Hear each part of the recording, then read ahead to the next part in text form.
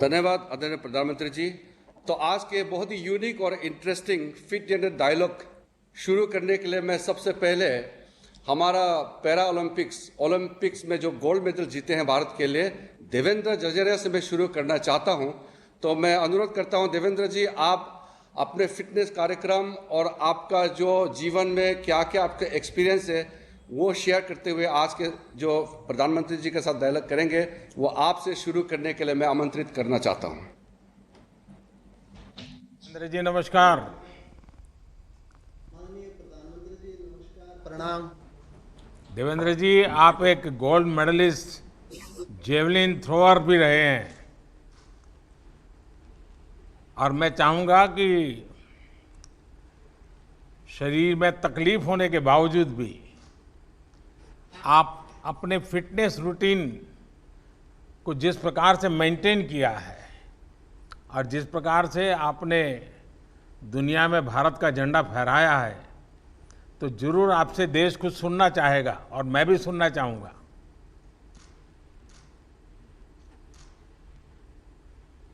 बिल्कुल, जब मेरी 9 साल की उम्र थी तो बिजली का करंट लगने से मुझे हाथ गंवाना पड़ा और मुझे ऐसा लगा कि जब हॉस्पिटल से मैं निकल रहा था तो ऐसा लगा कि मैंने सब कुछ खो दिया मेरी लाइफ में।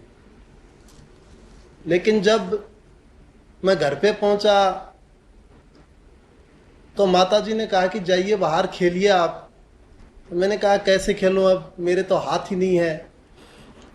लेकिन माताजी ने कहा कुछ नहीं बिगड़ा आपका, आप बाहर निकलिए, खेलिए बच्चों के साथ, आप भी औरों जैसे ही हैं। तो मैंने उस दिन घर से बाहर निकल के सोचा कि मैं कमजोर नहीं कहलाऊंगा, मैं सबसे फिट बन के दिखाऊंगा। उसके बाद खेल की शुरुआत की और 2 बार गोल्ड मेडल लिया पैरा ओलंपिक्स में, 2 बार वर्ल्ड रिकॉर्ड ब्रेक किया मैंने। लेकिन मेरा ये मानना है कि जो फिट इंडिया जो अभियान चला है 1 साल में, हमें बहुत खुशी है। और सबसे बड़ी बात ये मानता हूँ कि जिस हिसाब से स्वच्छ भारत अभियान चला था घर घर तक, वैसे ये फिट इंडिया जो अभियान है वो भी घर घर तक पहुँचा है। मैं मानता हूँ 5 साल से लेकर के 80 साल तक के बच्चे भी इसमें, बुजुर्ग भी सभी शामिल हैं। मेरी माताजी की एज 80 साल है, वो भी मॉर्निंग में टहलने जाती है कि मैं भी फिट बनूंगी। तो ये जो हमारा फिट इंडिया अभियान है बहुत ही बड़ा अभियान है ये, और हर व्यक्ति इससे जुड़ा है 1 साल में। देवेंद्र जी, मैं जानता हूं कि जब आपका इतनी बड़ी इंजरी हो गई, आपका एक हाथ एक प्रकार से चला गया और उसके कई परेशानियां आपने झेली। मैंने सुना है कि आपने तो बिल्कुल रिटायरमेंट होने के लिए भी सोच लिया था। तो क्या आपको अपनी फिटनेस को रिगेन किया और कई मेडल भी जीते जैसा आपने बताया। मैं जानना चाहूँगा, देश जानना चाहेगा, ये कैसे संभव हुआ? मेरा ये मानना है कि जिंदगी में कभी हार नहीं माननी चाहिए। जब शोल्डर में बहुत बड़ी इंजरी हुई तो मैंने खुद ने सोचा कि रिटायरमेंट ले लूं, लेकिन मन में ये है कि नहीं, इसको ठीक करूंगा मैं। आपके अंदर सबसे पहले खुद पे कॉन्फिडेंस होना जरूरी है। तो मैंने अपने आप पे विश्वास किया कि मुझे ये ठीक करनी है। उसके लिए मैंने बहुत एक्सरसाइज की। आज भी मुझे 1 घंटे सिर्फ हाथ की शोल्डर की जो इंजरी है उस पर 1 घंटे देना पड़ता है, वो अलग से टाइम निकाल रखा है मैंने। और मैं मानता हूं कि जिंदगी में कभी हार नहीं माननी चाहिए। किस प्रकार से शोल्डर की एक्सरसाइज कैसे करते हैं, थोड़ा दिखा दीजिए।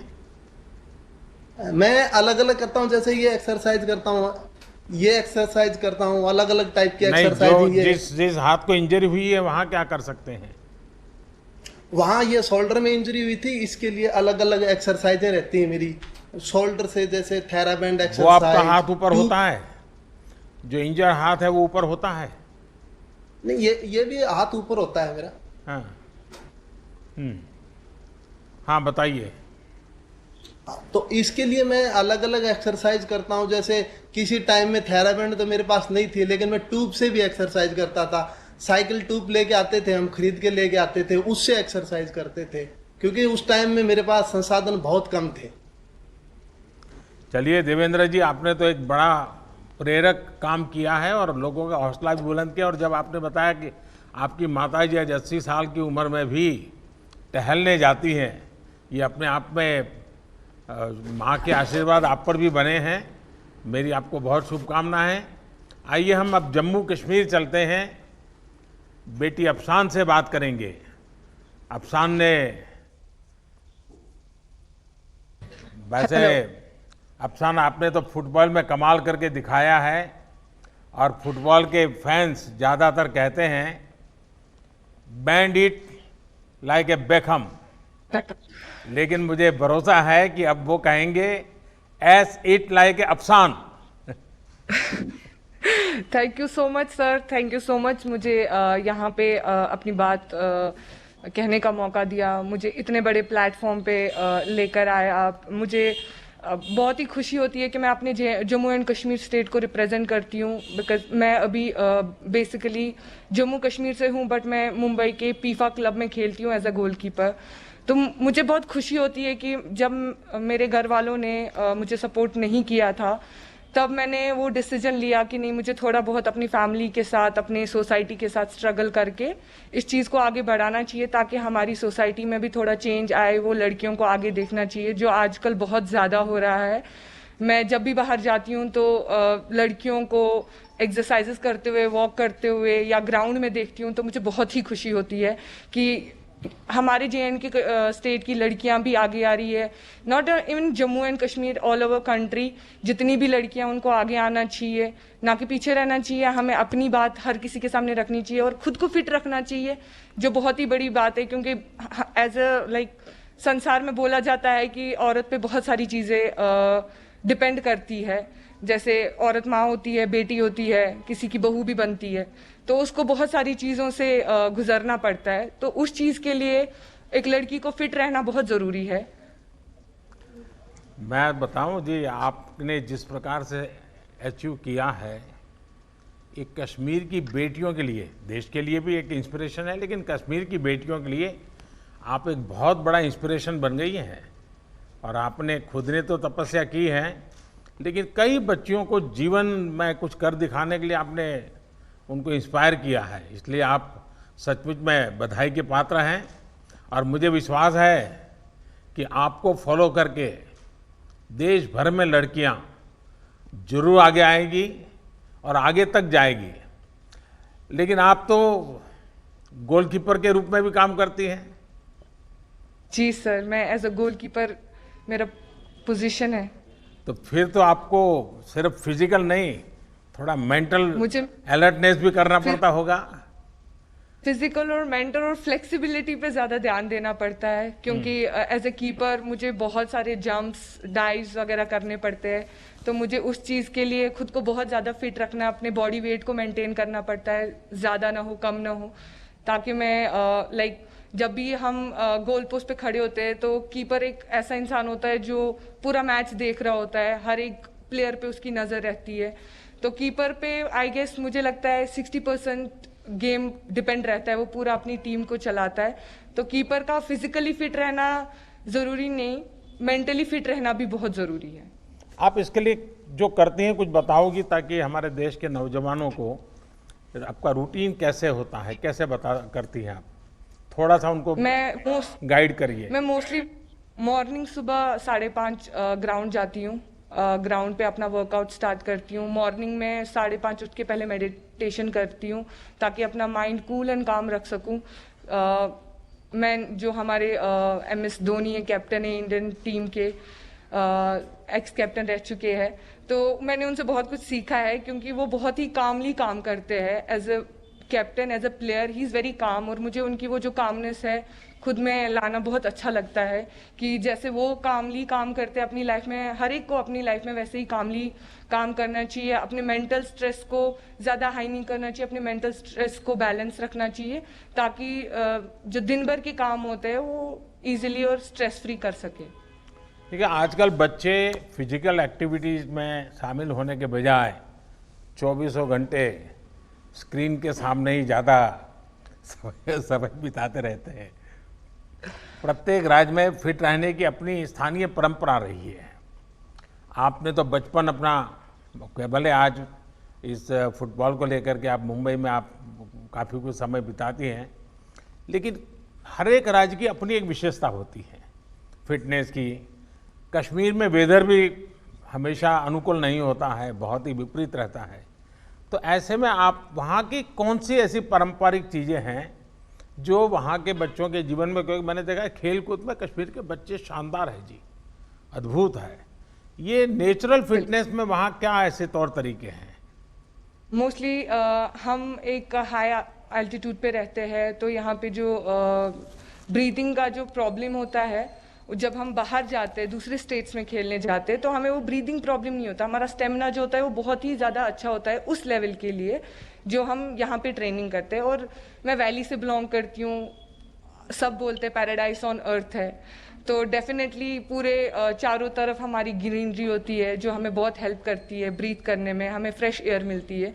That's very important for to breathe कि हमें फ्रेश एयर मिलनी चाहिए, तो वो बहुत हेल्प करती है। और हमारे जो माउंटेन्स है, ऑल हमारे जो सराउंडिंग है माउंटेन से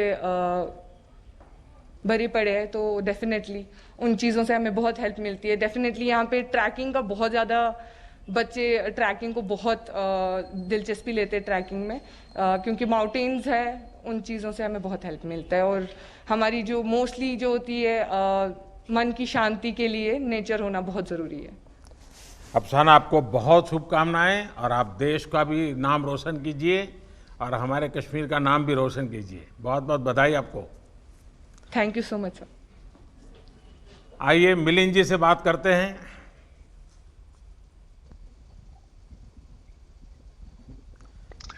नमस्ते। नमस्ते मिलिंद माननीय जी, प्रधानमंत्री जी, मेड इन बहुत इंडिया खुशी हुई। मिलिंद। जी बिल्कुल। देखिए मिलिंद जी, आप अपने तरीके से मेक इन इंडिया के बहुत वोकल समर्थक रहे हैं। जी मेड इन इंडिया नाम पर आपकी किताब भी काफी पॉपुलर हुई है।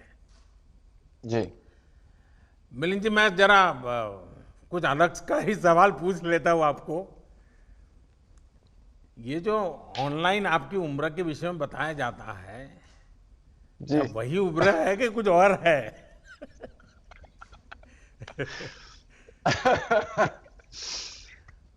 लोग मेरे हिसाब से पहली बात तो मैं ये कहना चाहूंगा, ये फिट इंडिया मूवमेंट जो बनाया गया है ये तो बहुत जरूरी है और बहुत ही अच्छा काम कर रही है।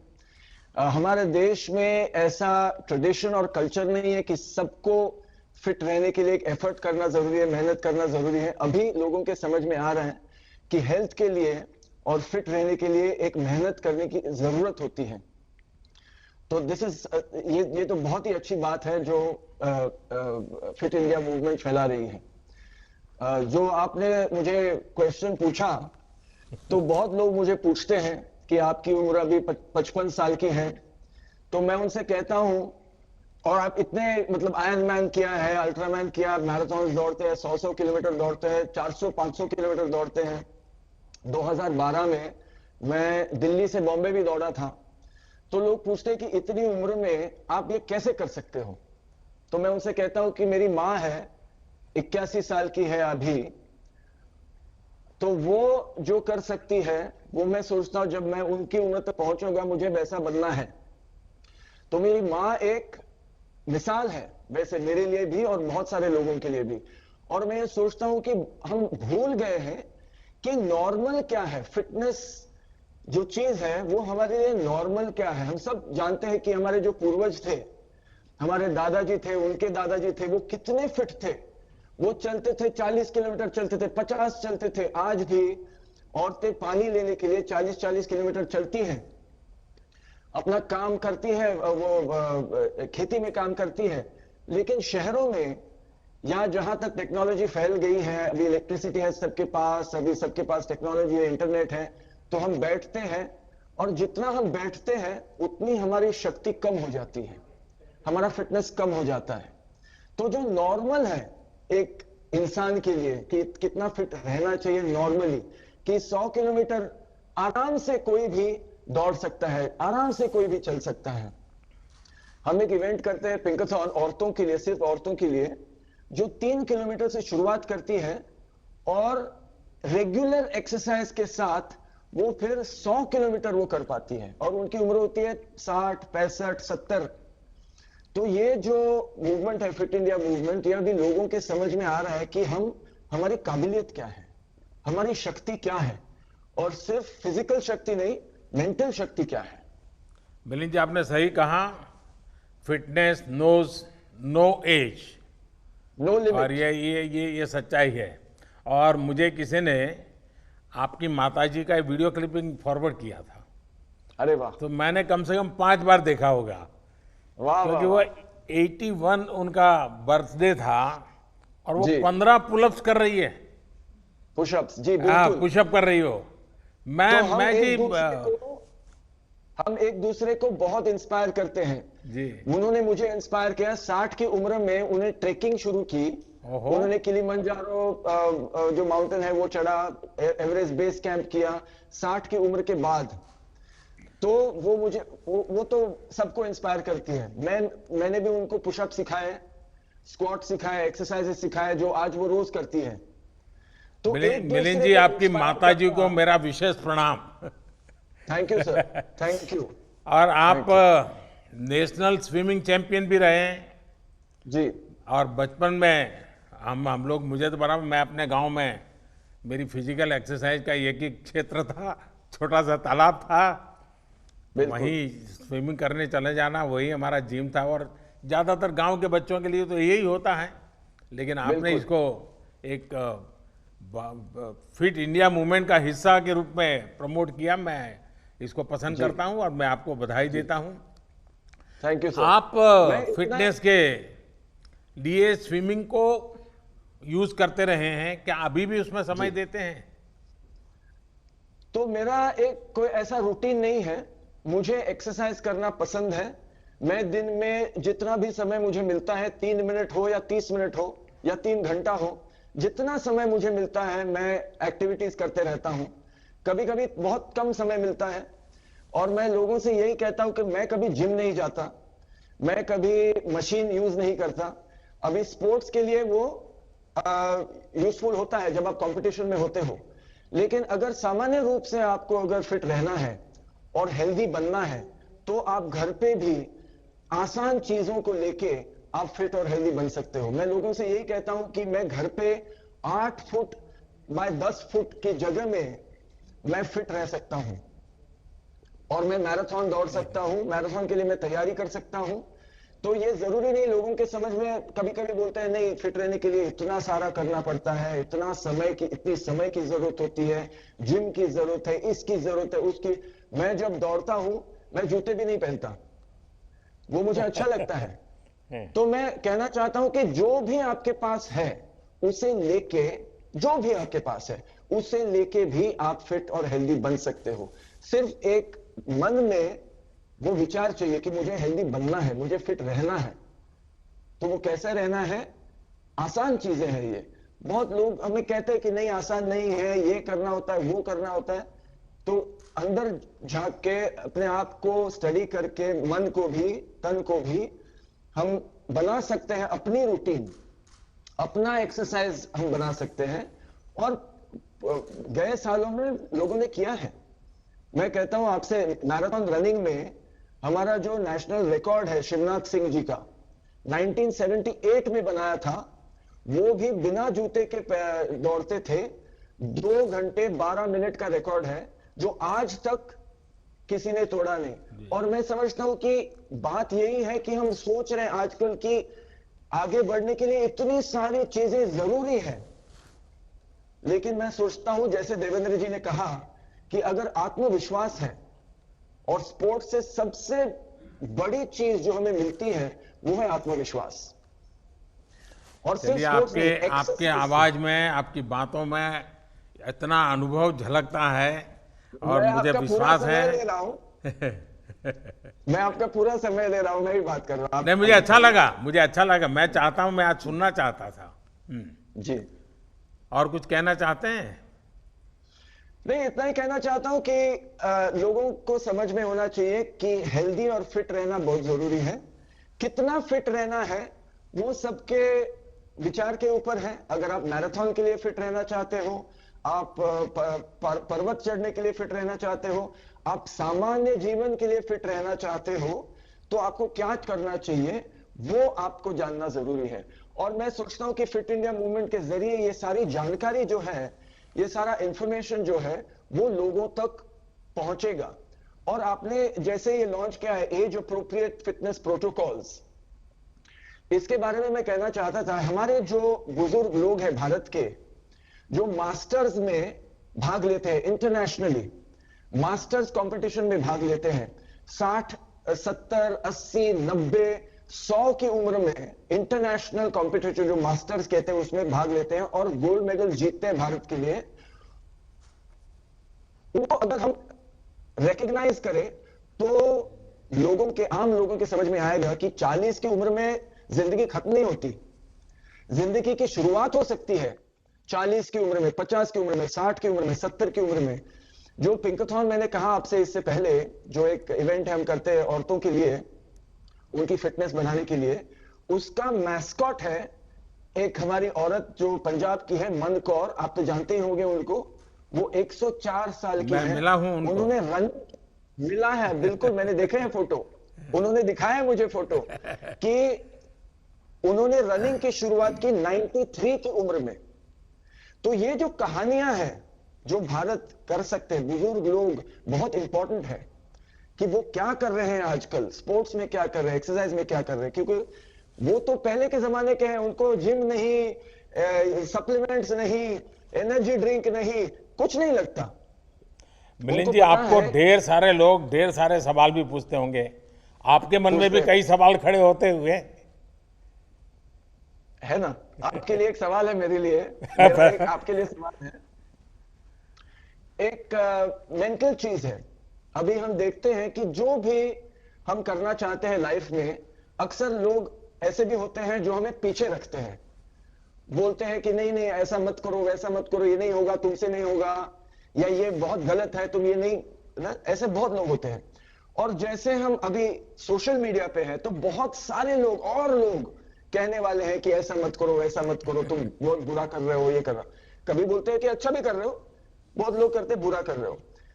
तो ऐसे समय में अभी आपके लिए भी बहुत होगा, मेरे लिए है, जैसे आप फेमस भी होते हो, किसी पोजीशन पे भी होते हो, तब और भी लोग आपको कहते हैं, मन में बहुत उसका प्रेशर होता है कि लोग मुझे बहुत बुरा कह रहे हैं, अच्छे भी कहते हैं, बुरा भी बहुत कहते हैं, तो उसको आप हैंडल कैसे करते हो? देखिए मिलिंद जी, आपने बड़ा अनोखा सा सवाल पूछा है। हमारे यहाँ कहा जाता है, निंदक नियरे राखिए, आंगन कुटी छवाए, जी बिन पानी साबुन बिना निर्मल करे सुभाए। देखिए, किसी भी काम को खुद के लिए नहीं करते, निजी स्वार्थ के लिए नहीं करते, हम पूर्ण समर्पण भाव से एक डिटैचमेंट के साथ जब करते हैं, सर्वजन हिताय सर्वजन सुखाय काम करते हैं, और अच्छा काम भी मोह भाव के बजाय कर्तव्य भाव से करते हैं, तो मेरा अनुभव है कि तनाव नहीं आता है, ऊपर से ऊर्जा आती है, नया करने की ऊर्जा आती है। उसी प्रकार से मुझे लगता है कि प्रतिस्पर्धा को हमने टांग खींचना नहीं मानना चाहिए। मैं समझता हूं प्रतिस्पर्धा एक तंदुरुस्ती की निशानी है, एक सोचने का तरीका है जी। पर यह तंदुरुस्ती तब अनुभव होगी जब हमारा ध्यान खुद से प्रतिस्पर्धा पर होगा।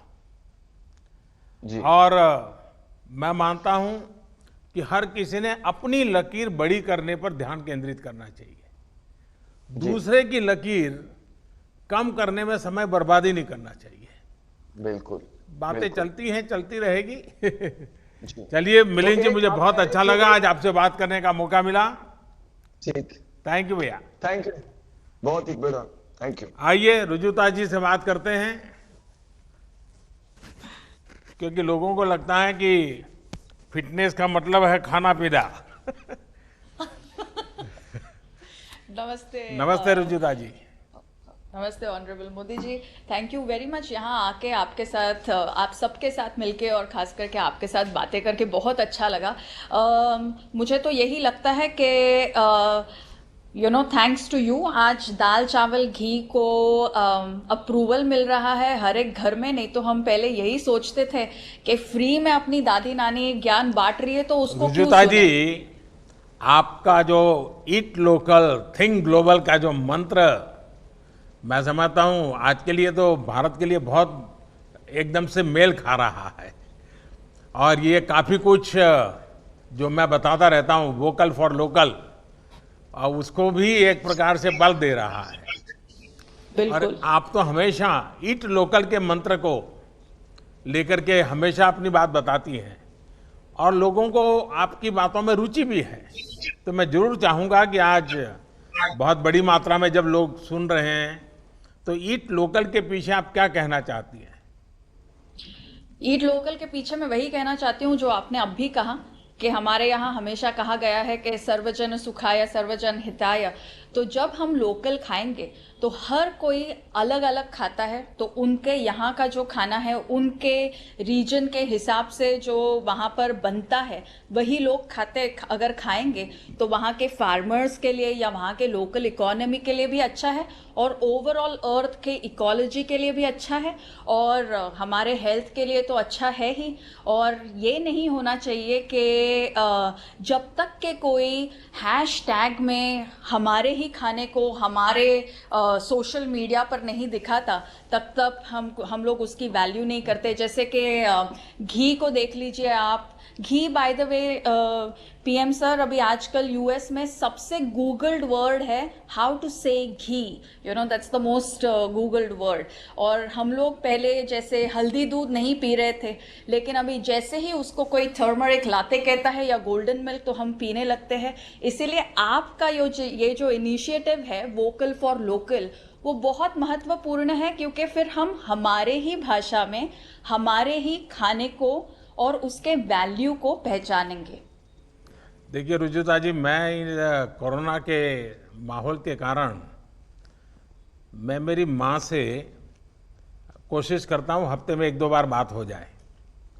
और जब भी मैं माँ से बात करता हूँ तो तुरंत वो मुझे पूछती है कि बेटा तू हल्दी लेता है कि नहीं लेता है। वो तुरंत मुझे पूछती है हल्दी लेता है कि नहीं लेता है। तो आपकी बात सही है। अच्छा, आपका जो फिटनेस का मंत्र है, और मैं समझता हूँ ये मैसेज बड़ी ताकत रखता है। आप कहती है don't lose health, lose weight. जरा समझाइए क्या कहना चाहती हैं आप? मुझे यही लगता है कि हम बहुत बार वजन कम करने के कोशिश में हेल्थ गवा देते हैं, रात की नींद गवा देते हैं, दिन का चैन चला जाता है और इश्क विश्क भी नहीं हुआ होता, बस डाइट पे रहते हैं। तो मुझे यही लगता है कि लोगों को ऐसी कोई भी चीज़ नहीं करनी चाहिए जिससे रातों की नींद और दिन का चैन हराम हो जाए। जस्ट नॉर्मल खाना जो हमारे घर पर बनता है, रोटी सब्जी दाल चावल पोहा उपमा नून चाय जैसे कश्मीर में पिया जाता है, हर एक रीजन की हमारे यहाँ पर स्पेशलिटी है।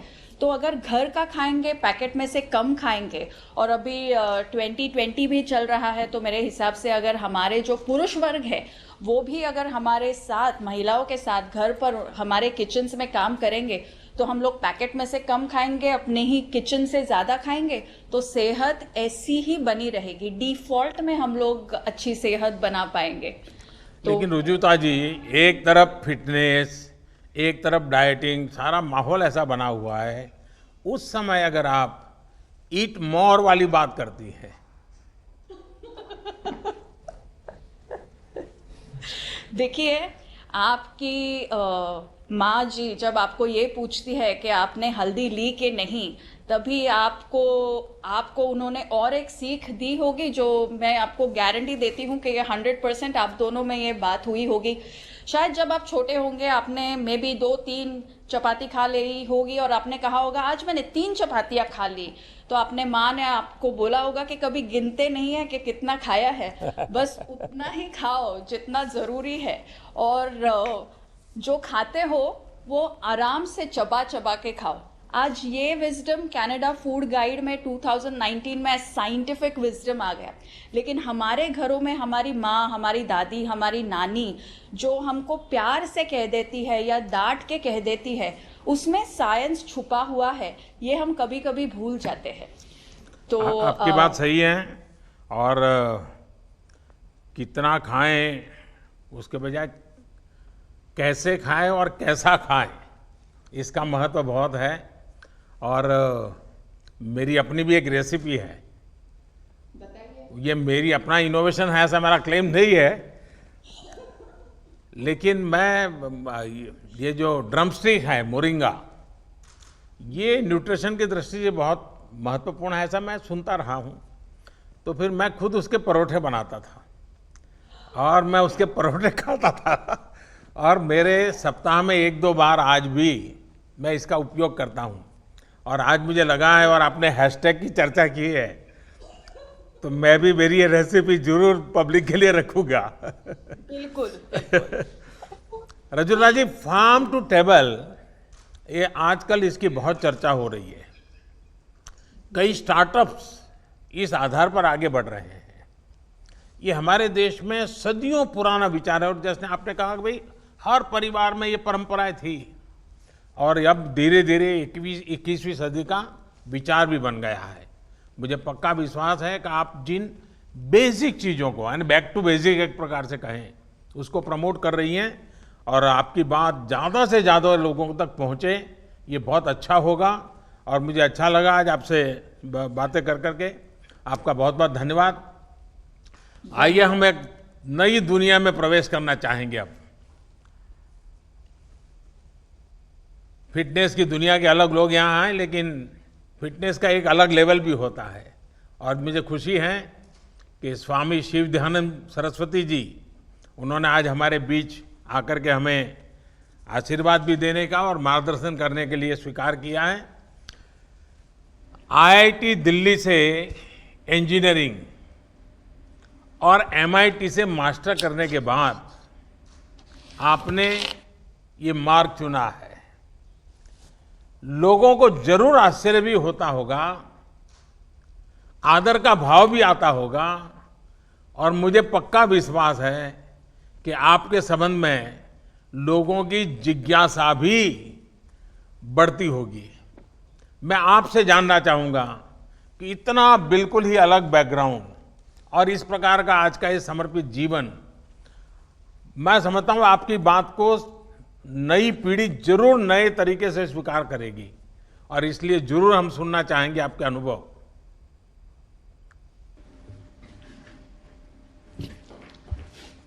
हरिओम तत्सत। हरिओम तत्सत। बिहार योग विद्यालय और योग नगरी मुंगेर के नागरिकों की ओर से माननीय प्रधानमंत्री जी को और इस कार्यक्रम को देख रहे सभी लोगों को हमारा सादर नमस्कार, हार्दिक अभिनंदन। आपने जो प्रश्न किया माननीय प्रधानमंत्री जी, उसका उत्तर भी आप एक रूप से दे ही चुके हैं। सर्वजन हिताय और सर्वजन सुखाय का जो मंत्र आपने अपने जीवन का हम लोगों के सामने रखा है, वही एक प्रेरक, वही एक प्रोत्साहक का कार्य करता है और जीवन में समर्पण का एक क्षण लाता है। अपने बारे में कुछ ज़्यादा कहना तो संकोचजनक होगा। मैं यहाँ केवल अपनी गुरु परंपरा के महान विभूतियों का उल्लेख करना चाहूँगा। उनके जीवन का उल्लेख करूँगा तो मेरे जीवन की बात भी अपने आप ही स्पष्ट हो जाएगी। हमारी गुरु परंपरा प्रारंभ होती है ऋषिकेश के स्वामी शिवानंद जी महाराज से। आप में से कई लोग जानते होंगे, वो मेडिकल डॉक्टर थे, उच्चतम डिग्रियां प्राप्त थी उनको, FRCS की उच्च डिग्री प्राप्त की थी उस जमाने में, और उस समय वो मलाया में काम करते थे और बहुत यश था, नाम था, धन था। लेकिन एक क्षण आया उनके जीवन में जब इस सर्वजन हिताय सर्वजन सुखाय की भावना से प्रेरित होकर मलाया से हिमालय आ गए, दिव्य जीवन संघ की स्थापना की। हमारे परम गुरु जो उनके शिष्य हुए स्वामी सत्यानंद सरस्वती जी, जिन्होंने बिहार योग विद्यालय की स्थापना की थी, वो अल्मोड़ा के रहने वाले थे, कुमाऊं के एक संपन्न जमींदार के पुत्र थे। सैकड़ों एकड़ जमीन थी। 19 बरस की आयु में सब छोड़ के अपने गुरु चरणों में आए और संन्यास्त होकर अपने गुरु आदेश का पालन करते हुए उन्होंने बिहार योग विद्यालय की स्थापना की।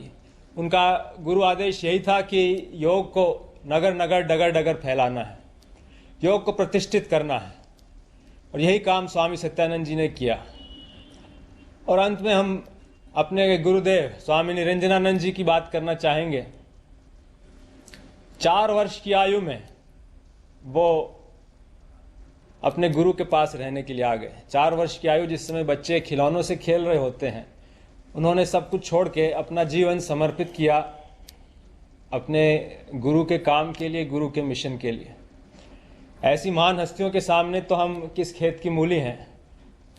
इतना ही कहेंगे कि उन्हीं की प्रेरणा, उन्हीं की शिक्षा को अपने सामने रखते हुए उनके पद चिन्हों पर चलने का एक छोटा सा प्रयास है।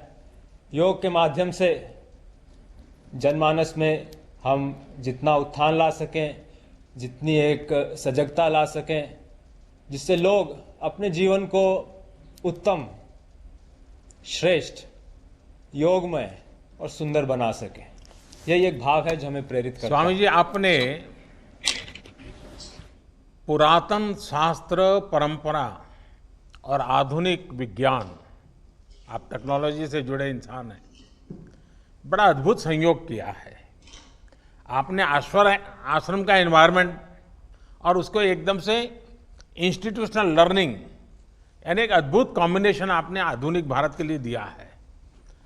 मैं जरूर समझना चाहूँगा कि इतना बढ़िया कॉम्बिनेशन जो आने वाले दिनों में लोगों का ध्यान जरूर उस पर जाएगा, इसके पीछे की थोड़ी कल्पना मैं सुनना चाहूँगा। इसके पीछे की जो विचारधारा है, जो हमको प्रेरित करती है, वो हमारे सभ्यता और संस्कृति की प्राचीन गुरुकुल पद्धति है। गुरुकुल में छोटी उम्र से ही बच्चे आके रहते थे, वहीं गुरु के साथ रहते थे, तो पूरा एक आवासीय माहौल बनता था, जिसमें न केवल बौद्धिक शिक्षा प्राप्त होती थी, मुख्य चीज थी कि वो अनुभवात्मक रहती थी। जो चीज़ें केवल सिद्धांत के तौर पे कही जाती थी, अब वो जीवन में उतरने का एक मौका मिलता था। तो हमारे आश्रम में भी यही एक शिक्षण की पद्धति है। हमारे आश्रम में जितने भी सत्र चलते हैं योग प्रशिक्षण के, वो पूर्णतः आवासीय होते हैं, क्योंकि हमारा मानना है कि योग मात्र एक अभ्यास नहीं है, वो एक जीवन शैली है, जीवन जीने की विधा है। और उसको केवल लेक्चर से या सिद्धांतों को सुनकर समझकर पूरी तरह आत्मसात कर पाना संभव नहीं, उसको जीना पड़ता है। और आश्रम वो एक माहौल, एक वातावरण उपलब्ध कराता है कि हम योग के इन सिद्धांतों को अपने जीवन में उतार सकें। तो वो जो अनुभवात्मक प्रशिक्षण है, वो हमने खुद अपने जीवन में देखा है। और अपने जो जितने भी विद्यार्थी आते हैं, शुरू में भले ही उनको थोड़ा सा अजीब लगता हो, क्योंकि सब काम स्वयं करते हैं, आश्रम में कहीं कोई सेवक नौकर नहीं, एक स्वावलंबन की भावना आती है। हम देखते हैं लड़के लड़कियां आते हैं, कभी अपना कपड़ा साफ नहीं किया, कभी बर्तन साफ नहीं किए, आश्रम में आके हर चीज़ स्वयं करनी पड़ती है। शुरू में अजीब लगता है, लेकिन जिस समय वो जाते हैं, कह के जाते हैं कि इस अनुभव ने हमारे जीवन में एक बहुत बड़ा सकारात्मक परिवर्तन लाया है। तो ये हमारे प्रशिक्षण की विशेषता है। स्वामी जी, जो बात सबसे इंटरेस्टिंग लगती है वो है आज के समय के हिसाब से योग को ढालना। जिस तरह से समय बदला है, लोगों की लाइफस्टाइल बदली है, आपने योग को उन जीवन शैली के साथ बहुत बहुत कुशलता से उसको फिट किया है। यानी जो आजकल के जो कॉमन प्रॉब्लम है, वो लोग कहते हैं टाइम नहीं है, टिकना नहीं, फलाना है, नहीं है, लेकिन उसमें भी आपने कुछ ना कुछ रास्ता खोजा है। अगर वो भी थोड़ा देशवासियों को आप गाइड करेंगे।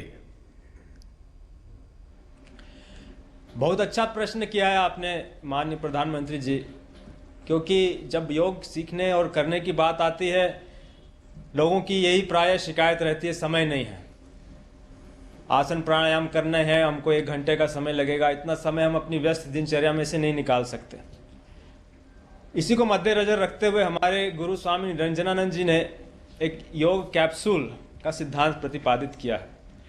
योग के छोटे छोटे अंग जिनको आप अपने जीवन दैनिक जीवन के अलग अलग समय पर अपने जीवन में शामिल करके योग का अधिकतम लाभ ले सकते हैं। जिसे कहा जाए कि maximum bang for the minimum buck, अधिकतम लाभ न्यूनतम समय और न्यूनतम उसमें समय देकर। और ये जो कैप्सूल हैं, संक्षेप में कहें तो ये 5 कैप्सूल हैं। इसे पंचमुखी कैप्सूल साधना समझ लीजिए। इसका पहला कंपोनेंट है मंत्र, दूसरा आसन, तीसरा प्राणायाम, चौथा शिथिलीकरण या रिलैक्सेशन, 5वां ध्यान। क्योंकि ये हम लोगों का मानना है कि फिटनेस केवल शारीरिक नहीं है, वो एक उसका आवश्यक अंग है, लेकिन योग में हम फिटनेस को एक समग्र रूप से देखते हैं। हम केवल शरीर नहीं, हम भावनाएं हैं, बुद्धि है, हमारे विचार हैं, व्यवहार है, आचरण है, आदतें हैं, सजगता है, समझ है, इन सबको विकसित कर पाना, इन सबको संतुलित और इनके बीच सामंजस्य लाना, इनको एक सुंदर रूप देना, ये योग का लक्ष्य है। तो यदि इसको इस तरीके से किया जाए, मंत्रों की साधना का समय भी एक निर्धारित है। वो समय है कि सवेरे जगते ही, जिस समय आपने बिस्तर भी नहीं त्यागा हो, क्योंकि उस समय आपका अवचेतन मन सक्रिय है, सबकॉन्शियस माइंड। उस समय किया गया मंत्र आपके व्यक्तित्व के गहन आयाम में पहुंचता है और आपके दिन भर की गतिविधियों को सकारात्मक रूप से प्रभावित करता है। कई लोग धर्मों को मंत्र को धर्मों से जोड़ देते हैं। ये हम समझते हैं मंत्र के गहन और प्राचीन विज्ञान के साथ बहुत बड़ा अन्याय है। मंत्र तो ध्वनि का विज्ञान है, धर्म तो बहुत बाद में आए, पर इन मंत्रों का प्रयोग करके, और सरल से मंत्र जो हमारी संस्कृति में शुरू से चलते आए हैं, महामृत्युंजय मंत्र है, गायत्री मंत्र है, दुर्गा जी के 32 नाम हैं, सरल से मंत्र जिनको यदि आप सवेरे एक प्रथम कैप्सूल के रूप में अपनी दिनचर्या का अंग बनाएं, तो आप पाएंगे कि एक आश्चर्यजनक परिवर्तन आया है आपके मानसिकता में, आपके भावनात्मक प्रतिक्रियाओं में, आपके आध्यात्मिक विकास में। स्वामी जी, आपका ये कैप्सूल का पंचामृत आपने कैप्सूल की तरह ही आज परोसा है, और मुझे विश्वास है कि आपका ये कैप्सूल का पंचामृत सबके भलाई में काम आएगा। लेकिन आपने समय दिए, आशीर्वाद दिए, मैं आपका आभारी हूँ। आइए हम विराट कोहली जी के साथ बात करने के लिए चलते हैं। विराट जी, आपका तो नाम भी विराट और काम भी विराट। नमस्कार सर। दुबई में से आज समय निकाला, और वहाँ तो ये खेल आपका बड़ा तनावपूर्ण रहता है, उसमें भी आपने, और अपनी भागदौड़ भरी जिंदगी में अभी जो फिटनेस रूटीन फॉलो करते हैं, मैं जरूर चाहूँगा, देश भी जानना चाहेगा, क्योंकि नौजवान आपको, आपकी हर गतिविधि को देखता है, ये आपको कैसे मदद करता है? पहली बात तो बहुत बहुत धन्यवाद सर, यहाँ पे हम सबको बुलाने के लिए। एक सब लोगों ने फिट इंडिया मूवमेंट के बारे में बात करी, और इसके फायदे, इसके लाभ हमको रोज अपनी डेली लाइफ में किसी ना किसी तरीके से दिखते हैं। सबने अपने एक्सपीरियंसेस बताए। मिलिंद जी ने भी बहुत अच्छी बातें रखी, बहुत इंस्पिरेशनल उनका भी काम रहा है, उनकी जर्नी रही है पिछले कुछ सालों में, मैंने भी बहुत ऑब्जर्व किया है। और मेरे खुद के एक्सपीरियंस में सर एक ट्रांजिशन एक्सपीरियंस करने को मिला मुझे कि जिस जिस पीढ़ी में हम खेलना शुरू हुए और जो उस समय खेल की हमारी डिमांड्स थी वो बहुत तेजी से बदली एक समय के बाद। और मुझे ये एक्सपीरियंस हुआ कि जो एक हमारा सिस्टम बन चुका था, हमारा एक रूटीन बन चुका था, वो हमारे खेल के डिमांड्स के लिए सही नहीं था और उसे बदलना ज़रूरी था क्योंकि हमारा खेल बहुत तेज़ी से आगे बढ़ रहा था और मुझे ऐसा महसूस हुआ कि हम कुछ फिटनेस के पॉइंट ऑफ व्यू से पीछे छूट जा रहे थे। हमारी स्किल में कभी कोई प्रॉब्लम नहीं थी। तो एक स्वामी जी ने भी बात रखी, आपने भी बात करी, मिलिंद जी ने भी पहले बताया, एक जो सेल्फ रियलाइजेशन की बात है कि आपको खुद से रियलाइज हो कि मुझे क्या बदलना है अपने अंदर। तो मुझे वो एक समय पे खुद भी एक्सपीरियंस हुआ कि नहीं, फिटनेस जो है वो प्रायोरिटी होनी चाहिए। और अगर मैं आपको ऑनेस्टली बताऊं तो पहले खेल को अच्छा करने के लिए फिटनेस मैंने शुरू करी, लेकिन आज अगर प्रैक्टिस मिस भी हो जाए तो मुझे इतना खराब नहीं लगता, लेकिन अगर फिटनेस सेशन मेरा मिस हो जाए या एक्टिविटी मिस हो जाए तो मुझे ज्यादा खराब लगता है। तो इसके फायदे जो हैं सर वो सबसे पहले आपको ये जो नया मंत्र जगा तो दिल्ली के छोले भटूरे का ही बहुत दुखता हुआ होगा। बहुत ज्यादा सर, मतलब जो अभी हमने थोड़ी देर पहले बात करी कि हमारा जो नेटिव डाइट है एक जिस रीजन से हम आते हैं उसका जो हम वो खाते हैं उससे मैंने कभी एक्सपीरियंस नहीं किया कि हेल्थ इश्यूज हुए हो या किसी को कोई बीमारियों का सामना करना पड़ा हो। मेरी खुद के एक्सपीरियंस में मेरी नानी मैंने बहुत समय तक देखा, इतनी ज्यादा उम्र में भी उनकी हेल्थ हमेशा ठीक रही, हमेशा उन्होंने घर का सिंपल खाना खाया। तो मैं जब पला बड़ा तो शहरी खाना मतलब बहुत ज्यादा बाहर का खाना होता था, खेलने कूदने जाते थे तो आते जाते बहुत सारी चीजें ऐसी खा ली कि जो हेल्थ पॉइंट ऑफ व्यू से अच्छी नहीं है। तो डाइट का भी एक बहुत बड़ा कंट्रीब्यूशन था, जो डिसिप्लिन नहीं था। तो वो फिटनेस, फिजिकल फिटनेस और डाइट दोनों चेंज करना पड़ा सर। उसकी वजह से ही चेंजेस आने शुरू हुए। और मैं इस चीज से इसलिए रिलेट कर पाता हूँ क्योंकि जैसे हमारे खेल में चेंजेस आए, आज की लाइफ की भी डिमांड्स बहुत ज्यादा हो गई हैं, बहुत हेक्टिक हो गई है लाइफ।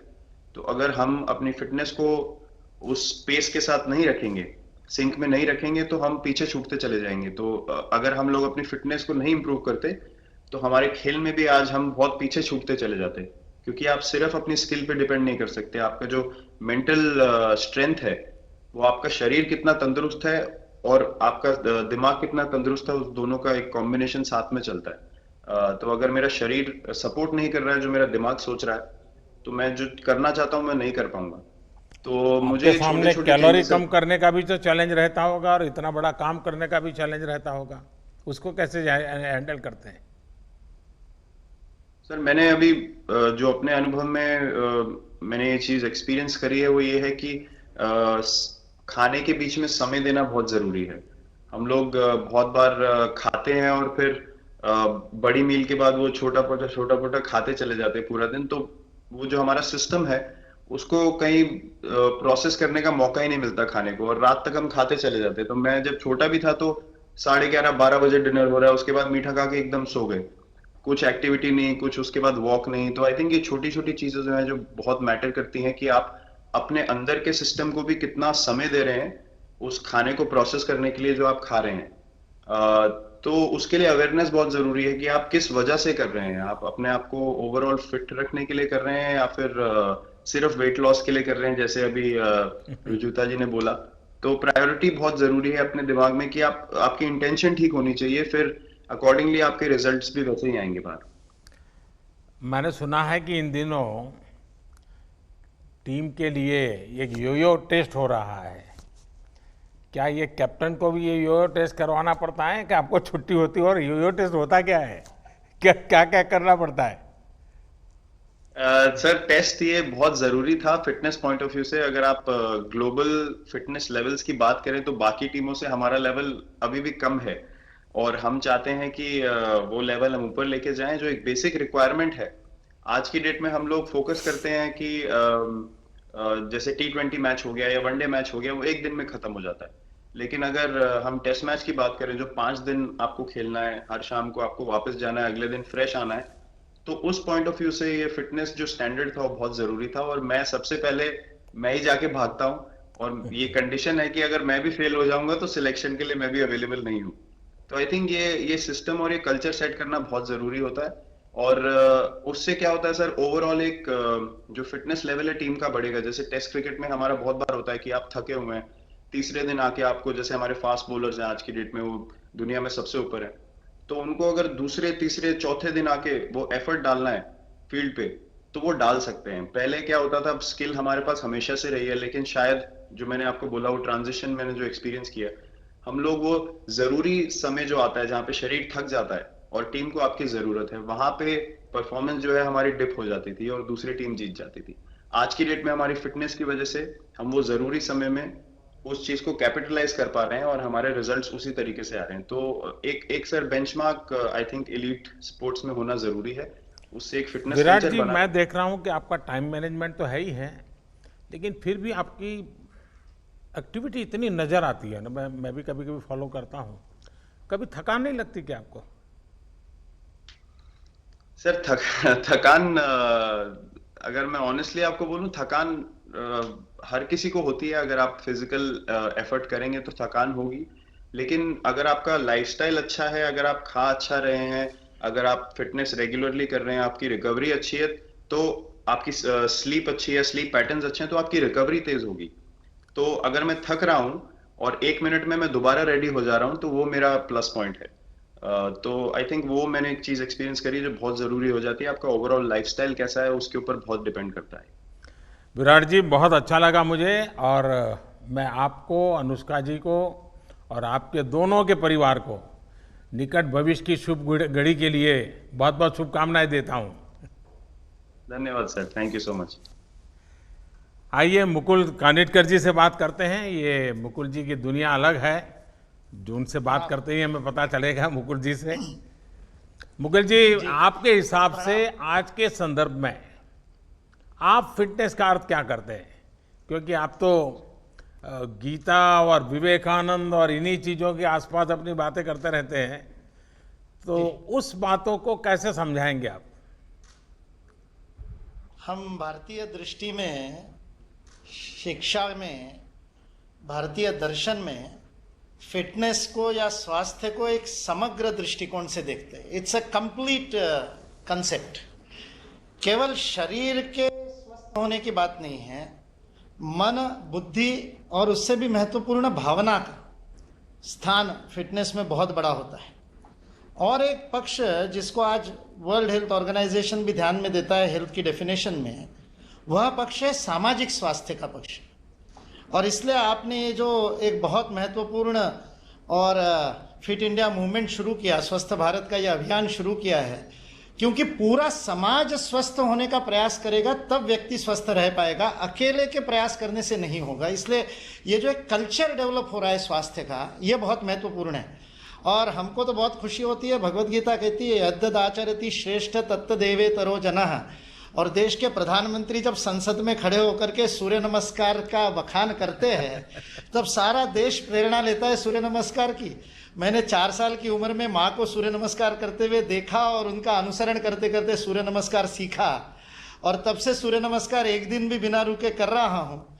और आज मध्य प्रदेश में हर स्वामी विवेकानंद जयंती को 12 जनवरी को आकाशवाणी से सूर्य नमस्कार का संचालन होता है, और 1 करोड़ से ज़्यादा स्कूली छात्र 2007 से लगातार सूर्य नमस्कार करते हैं। इसलिए आपका वो सूर्य नमस्कार का वीडियो देख करके इतना आनंद हुआ और ऐसा लगा कि अब इस देश के सर्वोच्च स्थान से भी सूर्य नमस्कार की बात हो रही है। तो समर्थ रामदास के बाद आपकी याद आई कि आपने ऐसा एक बहुत अद्भुत मंत्र दिया। मुकुल जी, आप इतने सालों से युवाओं के बीच में गीता स्वाध्याय करते आ रहे हैं, आपको क्या लगता है, जैसे आपने कहा कि भी एक मध्य प्रदेश का सूर्य नमस्कार की सफलता, और आप जिस मिशन को लेकर काम करते हैं, आपको क्या लगता है? भगवत गीता 2 वीरों के बीच का संवाद है, श्री कृष्णार्जुन संवाद है। कृष्ण वह है जिसने 1 उंगली पर गोवर्धन उठा लिया था, और अर्जुन को सव्यसाची कहते हैं, दाहिने बाएं दोनों हाथ से गांडी उठा करके 24 घंटे बिना नींद लिए कर्म करने की क्षमता है। इसलिए भगवत गीता दो सबसे फिट लोगों के बीच का संवाद है। इसलिए गीता का स्वाध्याय यह फिटनेस का मंत्र है और उससे आदमी के मन में वह जागृति होती है कि मेरे को अपने जीवन में सब स्तर पर, शरीर मन बुद्धि भावना के स्तर पर और उससे भी ऊंचा आध्यात्मिक स्तर पर, स्पिरिचुअल लेवल पे भी फिट होना बहुत आवश्यक है, ताकि मेरा मन मेरे शरीर में फिट हो, मैं परिवार में फिट हूँ, मेरा परिवार समाज में फिट हो, समाज पूरे राष्ट्र की आवश्यकता में फिट हो और हमारा राष्ट्र विश्व में योगदान करने के लिए विश्व समुदाय में फिट हो।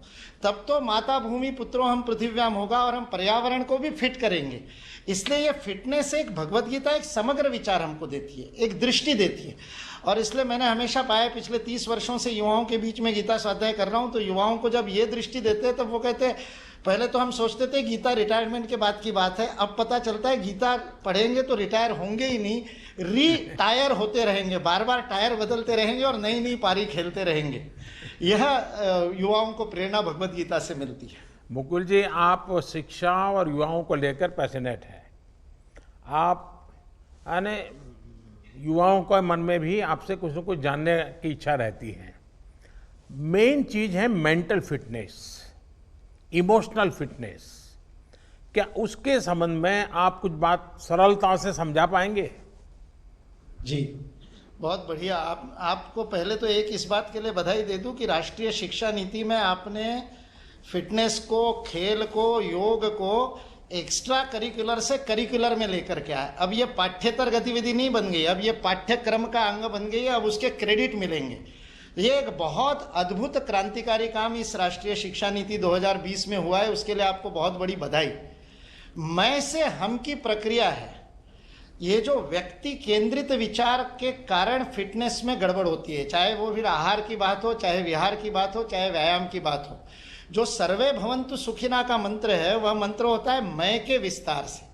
इसलिए मेंटल और इमोशनल फिटनेस जो है वह निस्वार्थता की ओर ले जाने वाली है। स्वामी विवेकानंद का वाक्य है, एन ऑन्स ऑफ अनसेल्फिशनेस, एक रत्ती भर भी निस्वार्थता आपको टनों शक्ति प्रदान करती है, इतनी बड़ी मनोशक्ति प्रदान करती है। ये जो ताकत देने वाली बात है, जब मैं व्यक्तिगत स्वयं के लिए काम करता हूँ और जब मैं उसी काम को परिवार के लिए करता हूँ, तो मेरे मन का विस्तार होता है, मेरी भावना का विस्तार हो, मेरा पर्पस ऑफ लाइफ बड़ा हो जाता है। और आज आप सारे काम देश के लिए करते हैं, 24 घंटे देश के लिए काम करते हैं। विराट कोहली जी जब देश के लिए खेलते हैं और जब क्लब के लिए खेलते हैं, उनके खेल में हम देखने वालों को फर्क दिखाई देता है। जब मैं राष्ट्र के लिए स्वयं को दांव पर लगाता हूँ तो मेरी इफिशियंसी बदल जाती है, क्योंकि मेरी भावना का उतना विस्तार होता है। फिर 135 करोड़ भारतवासियों का भावनात्मक संबल भी मुझे मिलता है। इसलिए ये जो मैं से हम की प्रक्रिया है, और फिर भारत सारे विश्व के लिए काम करता है, तो सारी मानवता, सारी सृष्टि और फिर परमेष्टि, ये जो आध्यात्मिक विकास तक जो मैं से हम की यात्रा होती है, व्यक्ति से परिवार, परिवार से समाज, समाज से राष्ट्र, राष्ट्र से सृष्टि और सृष्टि से परमेष्टि, यह जो व्यष्टि से समष्टि की यात्रा है, यह फिटनेस का एक बहुत बड़ा मंत्र है। ये जीवन का पर्पस ऑफ लाइफ बदल देता है। और पर्पस ऑफ लाइफ ही तो सब कुछ है, नहीं तो फिर तो मेंटेनेंस की हो जाएगी कि कार घर में ले आओ और उसको चकाचक रखो और मेंटेन करो, लेकिन चलाओ मत, क्योंकि चलाने से खरोच आ जाएगी। वैसे ही शरीर को केवल मेंटेन करना तो फिटनेस नहीं है। उस शरीर मन बुद्धि से बने हुए व्यक्तित्व का एक गंतव्य है, एक लक्ष्य है, एक पर्पस ऑफ लाइफ है, एक मकसद है, जिसको प्राप्त करने के लिए हमको काम करना है। और जब इस देश के 135 करोड़ लोगों के मन में राष्ट्रहित गंतव्य हो जाएगा, मेरा छोटा से छोटा व्यापार भी, मेरी छोटी से छोटी नौकरी भी, मेरा छोटा से छोटा कर्म भी मैं भारत के लिए योगदान कर रहा हूँ, ये भाव आ जाएगा, तो फिर फिट रहना मेरा कर्तव्य हो जाएगा, मेरी ड्यूटी हो जाएगा, मेरा धर्म हो जाएगा। लग्जरी नहीं रहेगा, it won't be a luxury, it will be my prime duty कि मैं फिट रहूंगा तो भारत फिट रहेगा। इसलिए इस भाव को आपने जगाया, इसके लिए आपको बहुत बहुत मन से प्रणाम और हृदय से धन्यवाद। और आप उसको, you are leading from the front, आप उदाहरण बन करके उसको लीड कर रहे हैं, उसके लिए आपका धन्यवाद। चलिए, आपका भी बहुत धन्यवाद। आज देश के वो प्रेरणा देने वाले ऐसे 7 महानुभावों का भी मैं विशेष रूप से आभार व्यक्त करता हूं, क्योंकि आपने समय निकाला और आपके खुद के अनुभवों को बताया। आपने फिटनेस के भिन्न भिन्न आयामों पर खुद के जो अनुभव शेयर किए वो निश्चित रूप से देश की हर पीढ़ी को बहुत ही लाभकारी होंगे, ऐसा मुझे लगता है। आज का